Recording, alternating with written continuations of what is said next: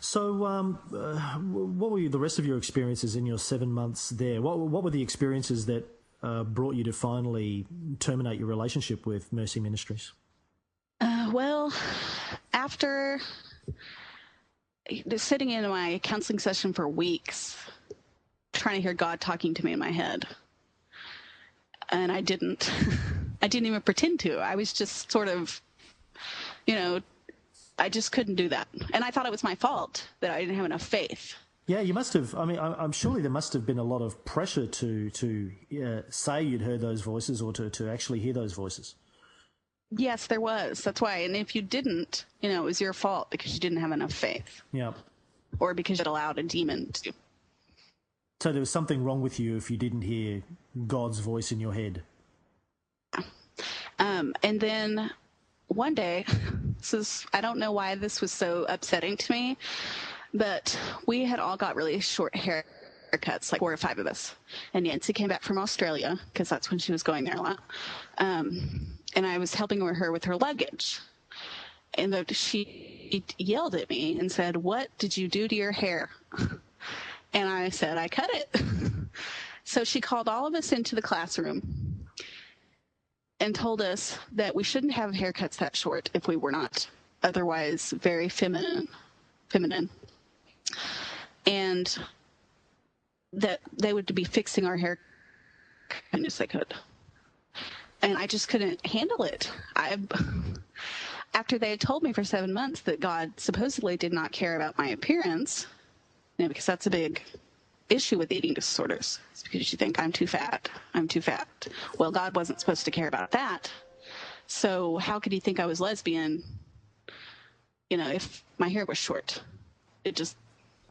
And I cried about it, and I went to Sherry Douglas, the program director, and she told me to get over it. She was like, "Just stop it." Now, this was actually Nancy Alcorn, the founder of Mercy Ministries, that yelled at you for having short hair and effectively accused you of being a lesbian for having short hair? Yes. Wow. So this was the final straw for you? Yeah, it really upset me, and some of the staff members were even upset by what she did.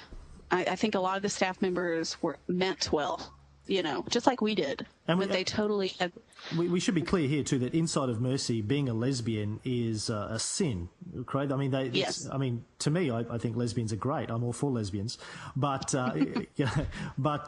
from a Mercy perspective, if you're homosexual, then you, I imagine, are possessed by a demon? Yes, that's a demonic thing. Is there a gay demon? I want to meet the lesbian demon. I reckon that's a demon. I bet it's brought in by a spirit of lust or something. I'm sure. I know those damn spirits of lust. Okay, so this was not just questioning your sexuality, which it's just rude and offensive in polite society anywhere. This inside of Mercy, this was almost akin to accusing you of being broken. Yes, they were there to be converted, what they call gay conversions. What's a gay conversion involve? Is it more exorcisms? Well, I wasn't there for that. I really wasn't, and we weren't allowed to talk about it. There's girls, I still don't know why they were there.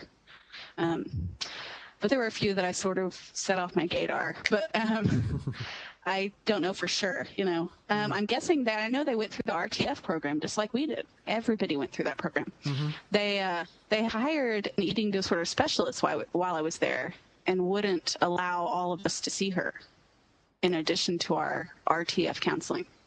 Did you get to see the specialist? For like a couple of weeks. And at that point, she gave me my nutritional information back that they had taken me. It's called Exchanges for All Occasions. Had diabetic exchanges in it. She gave it back to me. They stopped letting us see her and only let her see, because they said that they prayed about who was getting which counselor. Okay. So they said she could only see the girls that they prayed about, and that should see her, not the ED girls. So what was the point that brought you to finally leave it? There was this short haircut business. Was there anything else? No, it was also the hearing God in my head. Right. I told Sherry Douglas that I just didn't, and at the same time, I wasn't even blaming them. I was still blaming myself. Mm-hmm. So I remember what I said to her was, I don't feel like I'm ready to complete the last part of the program. Mm-hmm. You know, I can't do it. Mm. So do you think you left Mercy Ministries feeling better about yourself or feeling worse about yourself? Well, I think that I felt really guilty that I wasn't able to finish things, and that I disappointed everybody, and I didn't have enough faith in God. I did feel better because, you know, I'd eaten food at the same time every day for 7 months. You know, I'd woken up at the same time every day, gone to sleep at the same time every day. So physically I felt better, but emotionally I was really disappointed with myself. And in the intervening years, has there been a process that you've gone through to deal with your experiences at Mercy? Yes. For about 6 months, I still, you know, I would have dreams about going back there and finishing things, and I felt really guilty about it. And then I even called them and asked them for help finding a church, and I donated money to them. And I sent a graduation announcement to them, and they sent me money back. And, you know, we had an amicable relationship. And about 6 months later, I just said to myself, what in the world, you know, was I thinking? But then I didn't want to tell anyone because I felt so bad that I had been, you know, told to cut myself off from my best friend and allowed it. You know, I had allowed all of these things, so I was ashamed of myself. And then later I realized that, you know, there were girls that were under 18 there, and there were girls that needed help. But I couldn't do anything about it. But I guess you've been, you know, speaking out. I know that you've been talking to the press in the US recently. Yes, we're still waiting on an article to come out. So we're crossing our fingers. It's supposed to be on the front page, but I don't want to say it's a sure thing because it hasn't been printed yet. So, Vicky, what would be your advice to any girls considering going into Mercy Ministries? I would tell them to go to apply to a place called Remuda Ranch, which is a Christian-based eating disorder facility. What's that called? And can you say that again? It's called Remuda Ranch. Remuda Ranch. Yep. Yes, and you do have to pay for it, but it's also regulated. It's legitimate psych treatment, and I really hope that people stop going there. I mean, they're an ex-gay program. They say they're not, but they are, you know. Sorry, and I hope that's very upsetting to me. You dropped out for a second there. You said they're not what? Sorry. I'm not sure. They're not trained. They say they're not an ex-gay program. Is that what you're talking about? Yeah, an ex-gay program. Okay. Is that like a gay conversion thing? They say they don't. Yeah, they say they don't do a gay conversion. Right. Okay. But they do. Right.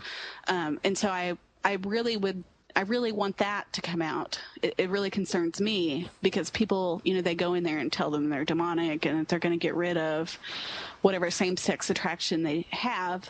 And so when it comes back, because I don't believe that works, you know, they're going to think, oh, I allowed this demon inside myself again. And that's horribly detrimental.